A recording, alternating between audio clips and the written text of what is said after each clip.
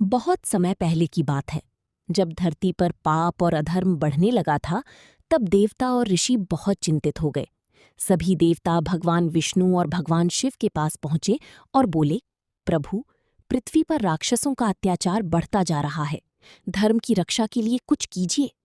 तब भगवान विष्णु ने कहा कि वे श्रीराम के रूप में पृथ्वी पर अवतार लेंगे।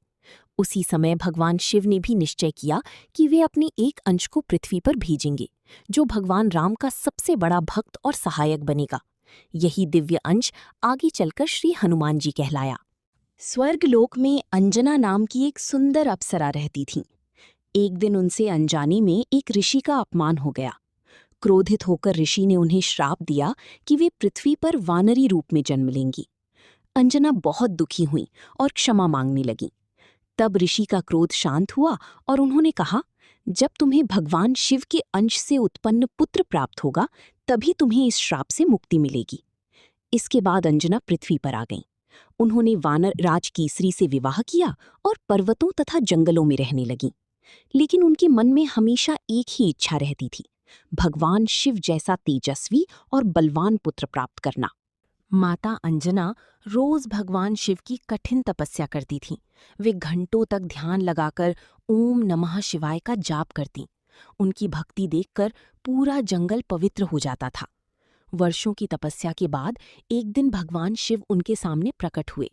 उनके शरीर से दिव्य प्रकाश निकल रहा था। माता अंजना ने हाथ जोड़कर प्रणाम किया। भगवान शिव बोले, अंजना, तुम्हारी भक्ति से मैं बहुत प्रसन्न हूँ। मैं अपने अंश से तुम्हें एक महान पुत्र का वरदान देता हूँ। तुम्हारा पुत्र संसार में शक्ति, भक्ति और साहस का प्रतीक बनेगा। उसी समय अयोध्या में राजा दशरथ पुत्र प्राप्ति के लिए पुत्रेष्टि यज्ञ करवा रहे थे। यज्ञ समाप्त होने पर अग्निदेव प्रकट हुए और उन्होंने राजा दशरथ को दिव्य खीर दी। राजा दशरथ ने वो खीर अपनी रानियों में बांट दी। कहते हैं कि उसी समय पवन देव की कृपा से उस दिव्य खीर का एक भाग माता अंजना तक पहुंच गया। माता अंजना ने उसे भगवान का प्रसाद समझकर ग्रहण कर लिया। कुछ समय बाद चैत्र पूर्णिमा के पावन दिन माता अंजना ने एक अद्भुत बालक को जन्म दिया। जैसे ही बालक ने जन्म लिया, पूरा वातावरण दिव्य प्रकाश से भर गया। आकाश से फूलों की वर्षा होने लगी। देवताओं ने प्रसन्न होकर जयकारे लगाए, जय श्री राम, हर हर महादेव। वो बालक कोई साधारण बालक नहीं था। उसके शरीर में अपार शक्ति थी। उसके चेहरे पर तेज चमक रहा था। यही बालक आगे चलकर श्री हनुमान जी कहलाया। बाल हनुमान बचपन से ही बहुत चंचल और नटखट थे। उन्हें अपनी शक्तियों का ज्ञान नहीं था। एक दिन सुबह सुबह उन्होंने आकाश में चमकते हुए लाल सूर्य को देखा। उन्हें लगा कि ये कोई बड़ा लाल फल है। फल समझकर वे तुरंत आकाश की ओर। उनकी गति इतनी तेज थी कि देवता भी आश्चर्यचकित रह गए। हनुमान जी सूर्य के बहुत पास पहुंच गए। ये देखकर देवराज इंद्र घबरा गए। उन्होंने अपने वज्र से हनुमान जी पर प्रहार कर दिया।